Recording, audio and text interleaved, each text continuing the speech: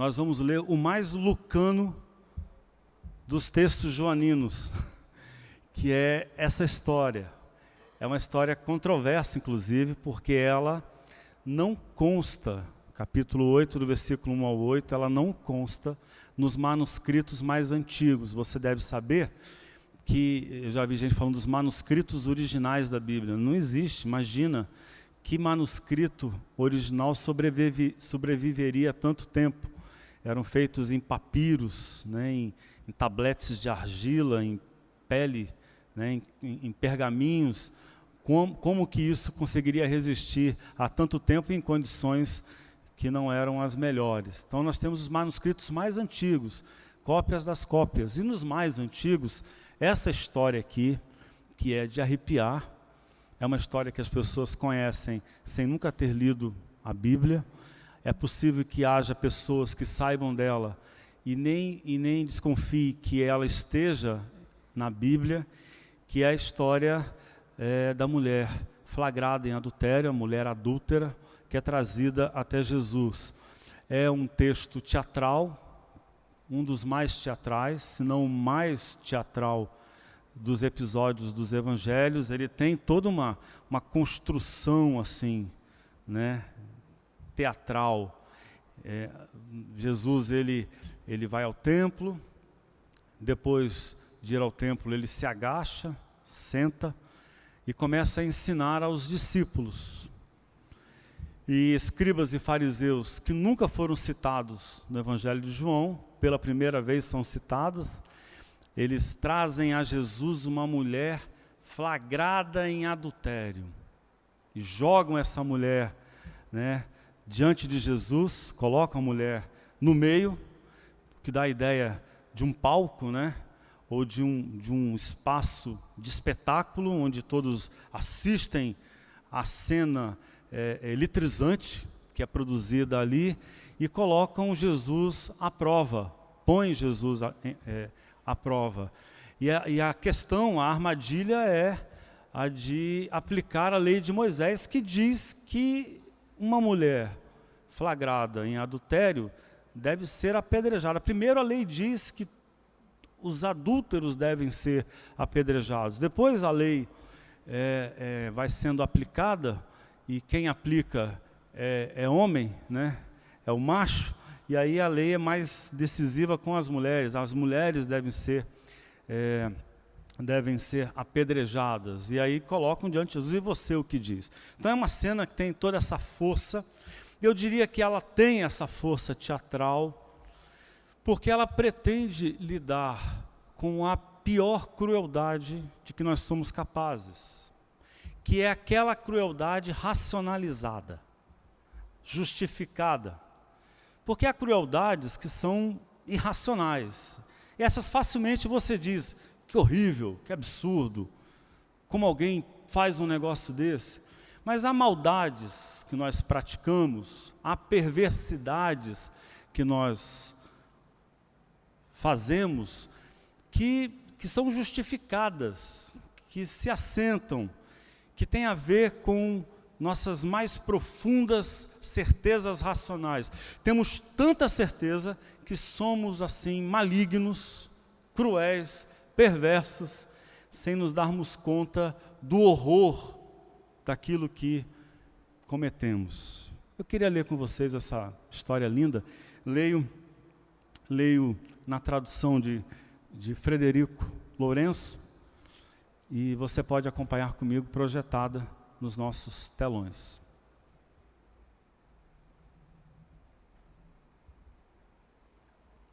Jesus dirigiu-se ao Monte das Oliveiras. De manhã, compareceu novamente no templo, e todo o povo foi encontrar com ele. E tendo sentado, ensinava-os. Os escribas e fariseus trazem uma mulher apanhada em adultério e, colocando-a no meio, dizem-lhe: mestre, esta mulher foi apanhada no próprio ato, cometendo adultério. Na lei, Moisés incumbe-nos de apedrejar mulheres destas. Tu, o que dizes? Diziam isso para o pôr à prova, o evangelista já vai explicando para nós, para que tivessem com que o condenar. Porém Jesus, tendo agachado, escrevia com o dedo no chão. Visto que eles insistiam em interrogá-lo, levantou-se e disse-lhes: que seja o homem entre vós que nunca errou, o primeiro a atirar-lhe uma pedra. E agachando-se de novo, continuava escrevendo no chão. Eles, por seu lado, tendo ouvido o que Jesus disse, foram se retirando um a um, começando pelos mais velhos. E Jesus ficou sozinho, estando a mulher ali no meio. Agostinho diz que sobraram duas personagens, a mísera e a misericórdia, Jesus e a mulher. Levantando-se, Jesus disse: mulher, onde estão eles? Ninguém te condenou? Ela disse: ninguém, Senhor. Jesus disse: nem eu te condeno. A tradução melhor seria: eu não te julgo. Eu não te julgo, nem eu te condeno. Vai, a partir de agora, não voltes nunca mais a errar. Amém. Vamos orar ao Senhor e tornar o nosso coração mais propício à palavra de Deus. Ore comigo. Senhor, nós desejamos a Tua palavra, nós desejamos meditar na Tua palavra. Acreditamos que trazendo a Tua palavra para o nosso coração, deixando que ela nos fale, que ela diga ao nosso coração, aos nossos sentimentos mais profundos, nós acreditamos que dessa forma podemos nos libertar daquilo que nos aprisiona. Dessa forma nós podemos experimentar um bocado de cura para o nosso coração que tantas vezes anda atormentado. Podemos ter esperança porque às vezes ficamos sem. Podemos olhar com mais coragem, com mais clareza, porque tantas vezes os nossos olhos ficam embaçados por medos, por inquietações, por preconceitos, por atitudes de condenação do outro. E nós precisamos muito da Tua palavra, Senhor, em nome de Jesus. É a nossa oração. Amém. Essa é uma história, e eu já adiantei para vocês, que descreve de quanta maldade nós somos capazes quando somos muito convictos, quando temos certezas fechadas, quando nós temos tanta convicção de algumas coisas, ou temos a necessidade férrea de afirmar determinadas crenças, quando nós nos colocamos na disputa por razão, quando nós fazemos de uma afirmação uma questão de valor próprio, de quanta maldade nós somos capazes. Eu diria que é uma história que diz que somos capazes de fazer qualquer coisa para provar o que já sabemos, o que não colocamos em questão, aquilo que não enfrentamos, aquilo que não interrogamos dentro de nós, crenças, ressentimentos, ódios, conceitos a respeito do outro, condenações. Esse Jesus, dentro dessa condição, é uma farsa. E esses escribas vão ali para provar isso. Eles não vão ali porque querem saber a opinião de Jesus. Eles não estão interessados no ensinamento de Jesus. É por isso que o evangelista nos avisa. Eles vão colocar para Jesus uma armadilha. E talvez o mais cruel: Jesus é uma farsa e aquela mulher já está morta. Já era. Ela não vale nada. Não importa o que ela sente, não importa as suas razões, não importa o contexto no qual ela foi flagrada, não importa a sua história, nada disso importa. Ela é uma peça de retórica, numa armadilha cruel para provar que Jesus é uma farsa. É uma história, portanto, das certezas, duras o bastante para não poupar ninguém, nem Jesus, o blasfemo, e nem a mulher, a pecadora. Jesus é alguém assim, alguém sob sentença. Jesus é alguém já condenado. E eu diria que também na nossa história, com muita frequência, nós enfrentamos situações assim, em que os nossos desencontros, os nossos conflitos, muitas das dores pelas quais nós passamos, das perdas nas nossas relações, tem a ver com essa força racional de quem tem certeza de um pensamento e sequer pondera sobre a sua procedência.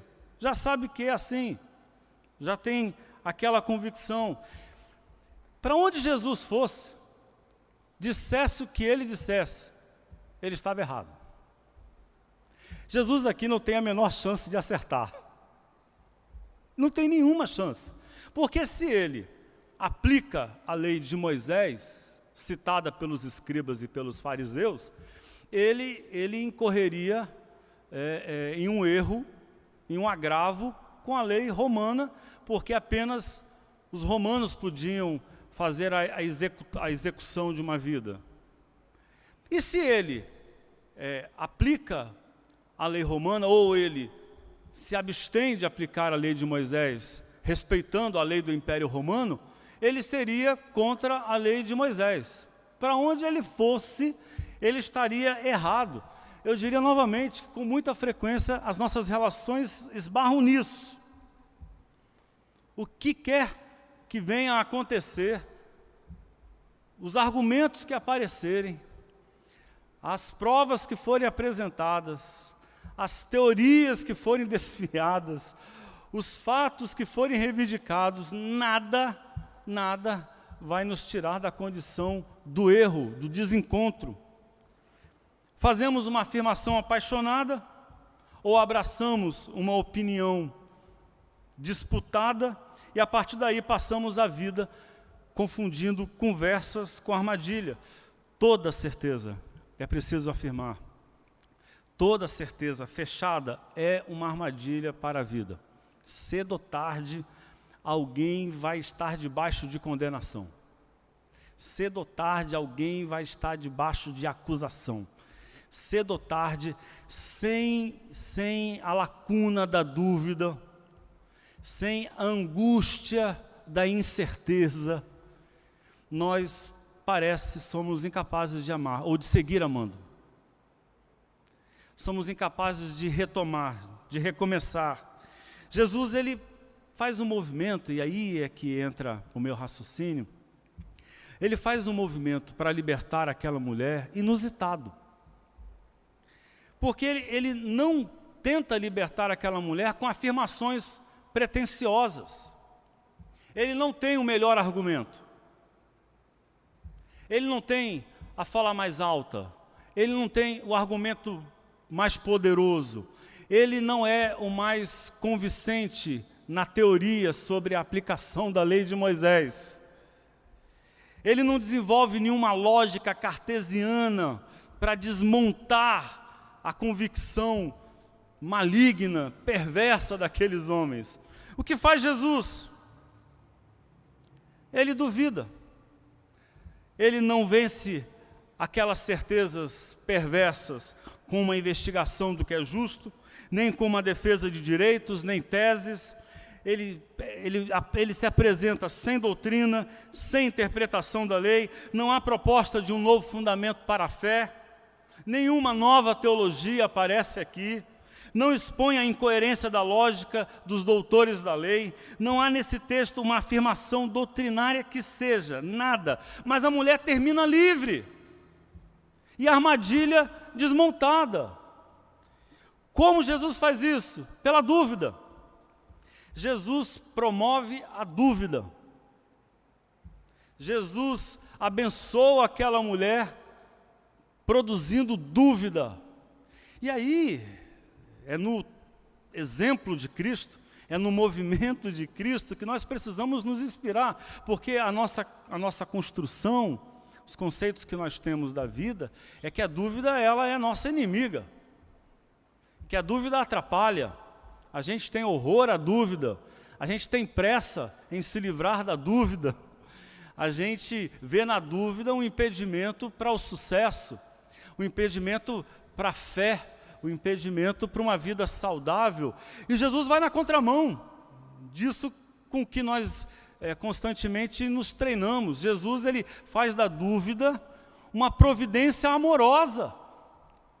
Muita dúvida aqui vai ser uma experiência de muito amor para aquela mulher. A sua libertação depende da capacidade de Jesus fazer aqueles homens duvidarem. Portanto, a dúvida para Jesus não é um problema, é a solução. A dúvida para Jesus não é a nossa inimiga, é a nossa aliada no amor. Para viver bem, nós precisamos duvidar com frequência. Para que o amor seja possível, a dúvida precisa ter lugar nas nossas discussões, eu diria, principalmente nos nossos debates. Gente que duvida tem mais facilidade de ouvir. Gente que duvida tem mais facilidade de prestar atenção no outro. Gente que duvida tem mais chance de rever, de questionar. Ele duvida de tudo e de todos, para não deixar de duvidar, para não duvidar daquela mulher, melhor. Jesus duvida de tudo e de todos, para não duvidar da continuidade da vida daquela mulher, para não duvidar da sua sobrevivência, para não duvidar da sua possibilidade de seguir em frente, para não duvidar da sua salvação. Ele duvida de tudo e de todos, fazendo a questão cruel: quem não tiver pecado, atire a primeira pedra. É a dúvida de Jesus é que liberta. A dúvida pode transformar fatalidades em esperanças, tragédias em possibilidades, o fim em reviravoltas, desistência em recomeço. Por que não? Você chamou de fim, por que não uma reviravolta? Você está querendo desistir, por que não um recomeço? Becos sem saída em aberturas inusitadas. E aí eu diria que essa é a prática de Jesus com frequência. Portanto, nós não estamos falando aqui de uma experiência isolada, nós estamos falando do modo com que Jesus nos recepciona. Jesus não nos recepciona derramando em nós certezas pétreas. Jesus não nos acolhe esticando na nossa frente um texto final sobre o que é certo e o que é errado. Ele nos acolhe com dúvidas. Com frequência as pessoas iam até Jesus e faziam a ele perguntas, e ele respondia com outras perguntas. Na filosofia, isso ficou conhecido como a maiêutica de Sócrates. Maiêutica é o ofício do maieuta, né? Do parteiro ou da parteira. E Sócrates, ele usava essa concepção, segundo Platão, na leitura de Platão, porque ele acreditava que a verdade estava nas pessoas. Elas tinham verdade bastante, né, que precisavam ser trazidas à tona, ser lembradas, verdades que precisavam ser avivadas. Portanto, o papel do mestre era como de uma maieuta, de uma parteira, de trazer à luz a verdade que estava ali. E Jesus parece nos convidar a esse caminho, porque a verdade com a qual Jesus está comprometido não é a verdade teórica com que enfrentamos a vida ou com que explicamos a vida. A verdade com que Jesus está comprometido é a verdade existencial, é a nossa disposição diante dos acontecimentos, é como nós encaramos e reagimos na vida. A Bíblia parece lidar com essa dúvida no ponto de partida da nossa fé. Por isso, em Isaías, versículos 18 a 20, o profeta, ele toma a voz de Deus para convidar ao raciocínio, né? Nas versões mais antigas é: vinde e raciocinem, e arrazoeis, ou arrazoais, né? Venham, diz o texto, sentem, vamos discutir esse assunto. Eu leio na tradução a mensagem. Esta é a mensagem do Eterno. Mesmo que estejam vermelhos como o sangue, os seus pecados ficarão brancos como a neve. Mesmo que pareçam tintos, serão como a lã branca. Se vocês se dispuserem a obedecer, irão festejar como reis. Mas se forem obstinados, morrerão como cães. Essa é a verdade. É o Eterno quem está falando. É Deus que nos convida a pensar, a duvidar, a questionar. Em Jó, você lê a história de Jó, é uma disputa, né, daquilo que os pensadores chamam de teodiceia, explicar a presença do mal no mundo. Jó sofre, padece, e os amigos de Jó vêm a ele teorizar. Tem pecado escondido, Deus ele pune os pecadores, é a sua recompensa, e Jó tenta se defender. A história toda de Jó é essa disputa para explicar por que Jó sofre, porque há sofrimento no mundo. E o texto final parece ser um convite de Deus para duvidar de tudo o que a gente pensa, de todas as nossas teorias, de abrir mão da nossa capacidade de explicar as terríveis ambiguidades do mundo. E aí ele vai dizer, Jó 38, no versículo 1 a 8, finalmente o Eterno respondeu a Jó, do meio de uma violenta tempestade, Deus disse, por que você complicou tanto a questão? Por que você fala sem saber do que está falando? Recomponha-se, Jó, ponha-se de pé, erga a cabeça. Tem algumas perguntas para você. É Deus que coloca a gente em dúvida, a dúvida nos salvará. Tem algumas perguntas para você, e quero que responda de forma direta. Onde você estava quando criei a terra? Diga-me, já que sabe tanto, hein, sabidão, sabichão, você que está cheio de certezas e de convicções que te colocam em guerra, em disputas intermináveis, responda. Quem decidiu o seu tamanho? Por certo você sabe essa. Quem planejou as medidas? Como sua fundação foi moldada? E quem pôs a pedra principal? Enquanto as estrelas da manhã cantavam e todos os anjos entoavam louvor, quem tomou conta do oceano quando ele irrompeu, tal qual o bebê saiu do ventre materno?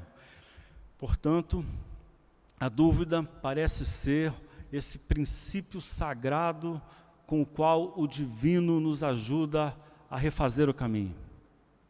A sua dúvida não é a sua inimiga. E se você está cheio de convicções, eu te convido a se deixar envolver pela interrogação divina em Jesus.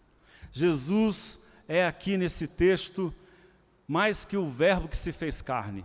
Ele é a interrogação que se fez carne, para nos ajudar a acordar de certezas que acabam operando maldades entre nós. Há alguns aprendizados, eu gostaria de sugerir a vocês. Primeiro, precisamos levar menos a sério o que acreditamos ser verdadeiro. Precisamos levar menos a sério nossas crenças, nossas convicções. Elas existem, certezas existem, convicções existem, mas nós precisamos levá-las menos a sério. O evangelista explica, diziam isso para o pôr à prova, para que tivesse com que o condenar. E qual é a reação de Jesus? O que faz Jesus diante daquela questão tão poderosa? O que faz Jesus diante daquela interpretação da lei tão evidente, diante daquela doutrina assim tão imponente? O que faz Jesus? Porém, Jesus, tendo agachado, escrevia com o dedo no chão.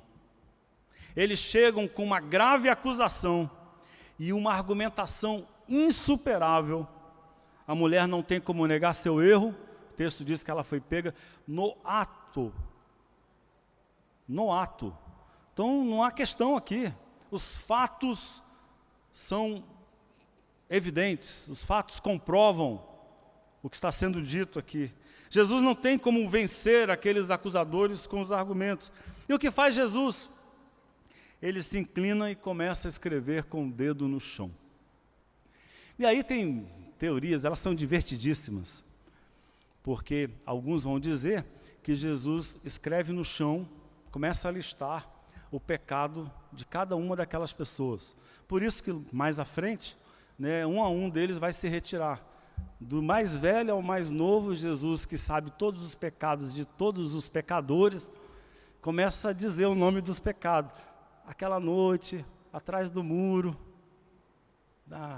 aquele dia, quando ninguém estava olhando, você não fez, mas desejou. E aí o pessoal vai saindo de fininho, né, com vergonha, porque sabe que se não sair, a pedrada vai sobrar também para ele.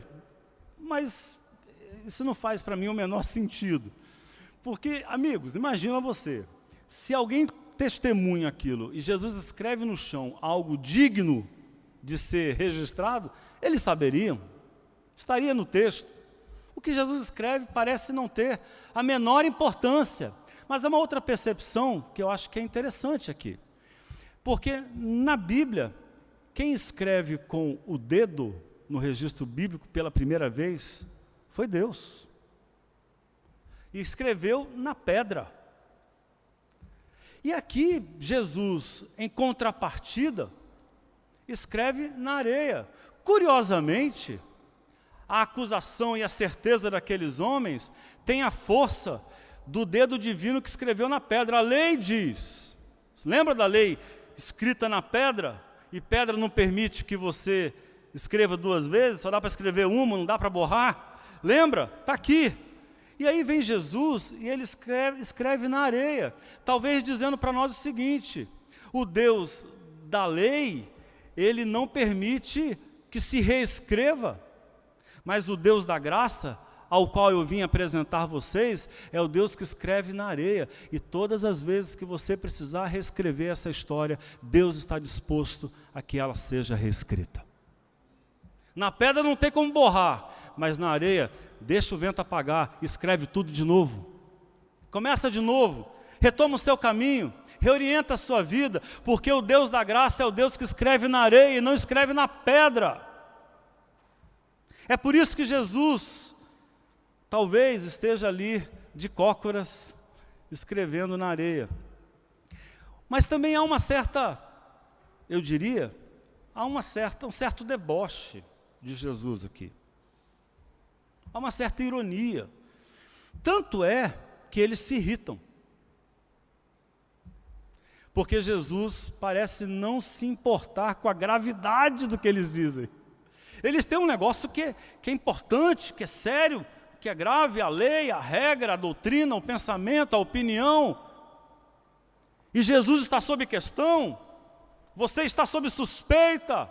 Você também é condenável, Jesus. E Jesus parece desdenhar tudo o que é dito. Fica de cócora ali, sei lá, escrevendo no chão. A gente não sabe o que é, a gente pode pensar que Jesus estava escrevendo, fazendo estrelinha no chão. Propôs um jogo da velha com o pessoal. Mas o fato é que Jesus não leva a sério aquilo que para aqueles homens é tão importante. E porque Jesus não leva a sério, ele abre a possibilidade de salvar aquela mulher. Talvez muitos dos nossos problemas estejam aí. Nós levamos a sério demais aquilo que a gente acha que já sabe. E porque a gente leva a sério demais aquilo que a gente acha que já sabe, a gente para de aprender. E a gente perde a oportunidade de amar alguém que precisa de uma segunda chance.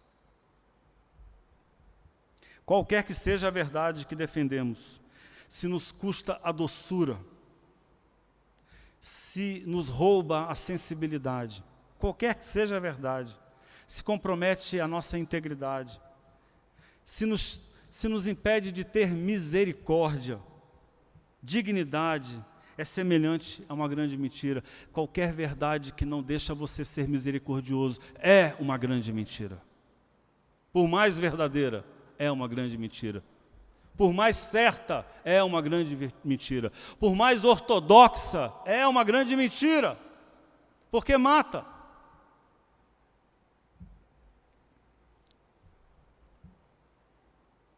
Dia desses, conversando nas redes sociais, em torno da polêmica recente, está em julgamento no STF, me foge aqui a expressão, não é a criminalização da homofobia, na verdade é tornar a homofobia análoga ao crime de racismo, não é? Já que o Congresso não fez uma lei que resolvesse essa questão, né, o STF foi, como previsto na Constituição, acionado para resolver uma omissão, uma possível omissão do Congresso Nacional. E aí, alguns religiosos saíram na luta, uma luta férrea, né, forte, contra a possibilidade da homofobia ser tratada como um crime. Homofobia é ódio aos homoafetivos ou à homoafetividade. Não está em questão aqui valores morais, o que está em questão aqui é o ódio e o crime de tratar uma pessoa como objeto de ódio e de agressão. Inclusive a homofobia mata muito no Brasil. E aí quem saiu em defesa desses valores religiosos fez a afirmação de que essa medida no STF, ela compromete a liberdade de expressão, né? A liberdade de expressão e a liberdade da fé religiosa. E aí eu fiz uma questão óbvia, mas que fé é essa que precisa da liberdade de ser homofóbica? Ou que fé é essa que se sente impedida, né, na sua profissão, se a homofobia for criminalizada? Se alguém disser que a homofobia é crime, quem tem fé não tem mais nada para dizer? Alguma coisa muito errada com essa fé. Então essa fé é homofóbica? A minha fé não é homofóbica. Eu não tenho nenhum problema em que a homofobia seja criminalizada. Eu fiz esse raciocínio e alguém começou a questionar e debater, mas e a Bíblia, mas e está escrito, o que você tem a dizer? E aí, diante de tantas questões, a última que ele me colocou, então qual é a maneira correta de interpretar a Bíblia? É aquela que não mata as pessoas. Toda vez que você interpretar a Bíblia e a sua interpretação destruir alguém, é uma mentira. Isso é heresia. Novo conceito de heresia. Heresia não é dizer o que está errado, porque o debate é enorme e interminável. Há milhares de anos, a humanidade debate sobre o que é certo e o que é errado. Não, heresia não é isso. Heresia é você fazer uma interpretação que pode tirar a dignidade de alguém, que pode destruir uma pessoa, que pode fazer pessoas se moverem com ódio, que podem impedir um pai e uma mãe dentro de casa de amar o filho porque ele é homossexual. Isso é heresia. E qual é a melhor interpretação? É aquela que salva vidas, é a de Jesus. A partir da sua dúvida, da questão que ele levanta, o problema de Jesus com aqueles homens é que a gravidade deles é uma grande farsa. A convicção deles é um jogo de poder, não tem nada a ver com a vida humana, e Jesus não veio para ganhar disputas de poder, Jesus veio para promover a vida e vida em abundância. Veio para salvar e não para matar. Nossas sentenças são tão rigorosas quanto distantes de nós mesmos.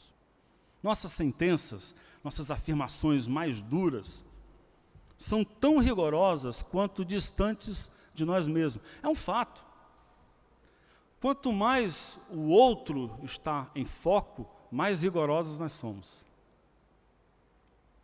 Quanto mais o erro do outro é o que tem que ser apontado, mais duros nós somos. Nossa facilidade em condenar alguém por um erro passa pelo distanciamento de nós mesmos. E aí o que faz Jesus? No versículo 7, 8 e 9, na narrativa, quando Cristo coloca em dúvida, a dúvida que Jesus coloca é uma dúvida visceral. É uma dúvida de dentro, da alma. Ele diz: quem não tiver pecado, atire a primeira pedra. Então, ok, vocês querem jogar pedra? Bora, vamos jogar pedra.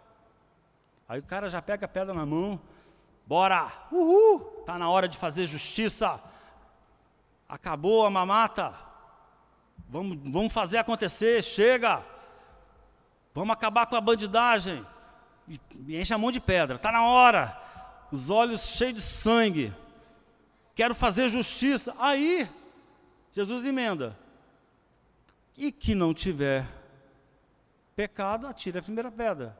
Aí, opa, peraí, deixa eu pensar aqui, deixa eu olhar para mim, deixa eu ver direito quem eu sou, deixa eu ver a minha história, os meus tropeços. Quando Jesus aproxima a sentença, o desejo de justiça, a convicção deles mesmos, de cada um, quando ele os obriga a passar o desejo de fazer justiça pela história de cada um, o desejo de fazer justiça enfraquece, perde força, que é o movimento do amor. É justo, é legal matar, mas se isso passa pelo filtro de quem eu sou, da minha história, perde força. E aí sim a chance de levar o outro em consideração, a partir de mim. É o movimento que Jesus faz. Eu diria o seguinte: desconfie de si mesmo, quando você, no seu ódio, estiver muito certo. Desconfie. Mais uma vez. Ainda não? Mais uma. De novo. Pensa bem. Será? Desconfie de si mesmo quando o seu ressentimento e a sua reivindicação tiver uma forma cabal, inquestionável. Desconfie, pondere. Provavelmente você está fugindo de si mesmo. Provavelmente essa sua sanha por verdade, por justiça, é fuga. Fuga de si mesmo. É medo de se olhar, é a maneira de fazer compensar uma culpa terrível que você carrega. Obsessões têm muito a ver com fraquezas. Nós somos muito obcecados naquelas áreas em que nós nos sentimos ameaçados, naquelas áreas em que nós sentimos a nossa própria fraqueza. As certezas moralistas, pessoa muito moralista, pode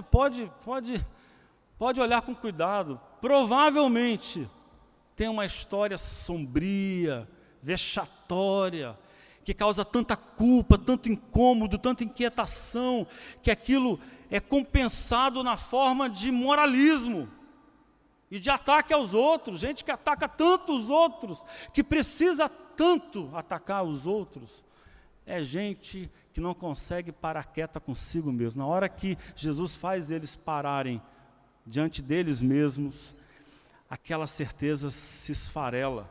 É o que faz Jesus. E finalmente, ser livre é acreditar na capacidade vertiginosa de surpreender. Jesus faz a ela uma pergunta, a gente conhece a história: mulher, onde estão eles? Cadê os teus acusadores, mulher? E ela responde: ninguém me condenou, Senhor. Sumiram. Eu já disse a vocês, Santo Agostinho disse que só sobraram a mísera e a misericórdia aqui. Só a mulher e Jesus. E aí Jesus diz: nem eu te condeno. E eu já antecipei para vocês, uma tradução mais grosseira do texto seria: eu não julgo, eu não te julgo. Eu não te julgo, mulher. A partir de hoje, não peques mais. Para aqueles homens, aquela mulher é a pecadora e ponto final. Tem histórias muito terríveis aqui envolvendo a cultura daquela época. Por exemplo, essa mulher poderia ter sido uma jovem recém-casada, porque essa era uma aplicação comum.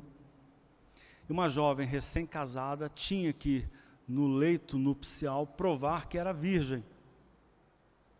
E a prova única e bastante para uma cultura como aquela era o sangramento. Então, a mulher que não sangrava era flagrada em adultério. E há textos de interpretação da lei que diz que essa mulher, flagrada pelo seu recém-marido, né, no casamento recente, ela podia ser enforcada, apedrejada. Essa mulher poderia ser uma jovem que não conseguiu se provar virgem.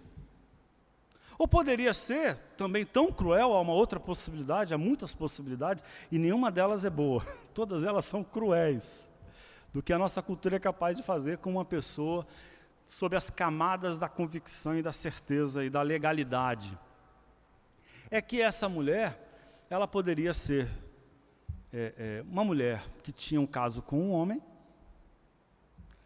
e porque esse homem era casado, e na cultura de então, um homem casado, ele podia ter envolvimento com uma mulher, né? Ele tinha permissão de se envolver com uma mulher, contanto que ela não fosse casada com outro homem. Mas uma mulher, no contrário, não. Se ela se envolve com um homem que é casado, ela erra. Ou seja, acontecesse o que acontecesse, ela estava apedrejada. Ela não tinha para onde ir. E Jesus olha para aquela mulher e ele vê o que ninguém vê. E ele acredita no que ninguém mais acredita. Percebam que uma boa dúvida gera uma possibilidade de fé muito mais ampla. Gera uma esperança muito mais profunda. Gera uma capacidade de se reerguer e reconstruir a vida muito mais viva. Jesus olha para aquela mulher e acredita no que ninguém acredita, que ela pode viver sem erro. Jesus acredita que ela pode surpreender. Jesus acredita que ela pode construir outra história. Jesus acredita que ela pode, inclusive, ser viva e correta. Ele acredita na dignidade daquela mulher, porque duvida da condenação daqueles homens. Essa é a dinâmica do Evangelho. É por isso que o Evangelho perturba, porque ele desinstala as construções das nossas certezas mais fortes e mais duras, para que a vida continue. Para que aquela mulher seja salva, Jesus esfarela as certezas daqueles homens. A sua verdade ainda não acabou de ser construída. Parece ser isso que Jesus diz para aquela mulher. Sua verdade não está pronta, não está na boca daqueles homens. A sua verdade não cabe numa sentença. A sua verdade não cabe na condenação com que você foi tratada. A sua verdade ainda está sendo construída e eu acredito que você pode surpreender. Deus acredita na surpresa. Jesus acredita na surpresa. Que a nossa história pode, isso é vertiginoso, porque nos tira toda a certeza. A gente pode ter o bom e o mal, o belo e o feio, mas a gente pode ter a surpresa do recomeço, de uma vida reorientada, retomada, refeita. Ninguém, diante de Jesus, tem autoridade para sentenciar uma pessoa, para definir uma pessoa em uma condenação. A graça, ela pulveriza as sentenças mais cruéis com as quais nós distribuímos julgamentos pela vida. A graça acredita que o outro pode surpreender. Eu gosto muito da canção, eu termino com ela, de Lenine. Gosto muito dessa canção, já citei para vocês em outras situações. A canção é a música do Lenine e a letra de Ivan Santos. Ninguém faz ideia. Aí ele diz assim: malucos e donas de casa, vocês aí na porta do bar, os cães sem dono, os boiadeiros, as putas, babalorixás, os gênios, os caminhoneiros sem terra e sem teto, atores, maestros, DJs, os undergrounds, os megastars, os Rolling Stones e o rei. Ninguém faz ideia de quem vem lá, de quem vem lá, de quem vem lá. Ninguém faz ideia de quem vem lá. Ciganas e neonazistas, o bruxo, o mago, o pajé, os escritores de science fiction. Quem diz e quem nega o que é. Os que fazem greve de fome, bandidos, cientistas do espaço, os prêmios Nobel da Paz, o Dalai Lama, o Mr. Bean, burros, intelectuais. Eu pensei, ninguém faz ideia de quem vem lá, de quem vem lá, de quem vem lá. Ninguém faz ideia de quem vem lá. Os líderes da última hora, os que são a bola da vez, os encanados, divertidos, os tais que traficam bebês, o que bebe e passa da conta, os do cyberespaço, a capa do mês da Playboy, o novo membro da academia e o mito que se autodestrói. Eu sei, ninguém faz ideia de quem vem lá, ninguém faz ideia de quem vem lá. Os duros, os desclassificados, a vanguarda e quem fica para trás. Os dormes sujos, os emergentes, os espiões industriais, eu não coloquei para projetar. Os que catam restos de feira, milicos piratas da rede, crianças excepcionais, os exilados, os executivos, os clones e os originais. É a lei, ninguém faz ideia de quem vem lá, de quem vem lá, de quem vem lá. Ninguém faz ideia de quem vem lá. Os anjos, os exterminadores, os velhos jogando bilhar. O Vaticano, a CIA, o boy que controla o radar, anarquista, mercenários, quem é? Quem é e quem fabrica notícia, quem crê na reencarnação, os clandestinos, os ilegais, os gays, os chefes da nação, ninguém faz ideia de quem vem lá. Eu diria que essa é a experiência mais vertiginosa da vida. E que Jesus faz questão de resgatar para aquela mulher. Ninguém faz ideia do quem vê lá. Eu acredito que você pode ter uma vida digna. Vá e não peques mais. Fique em pé junto comigo, eu gostaria de orar com você.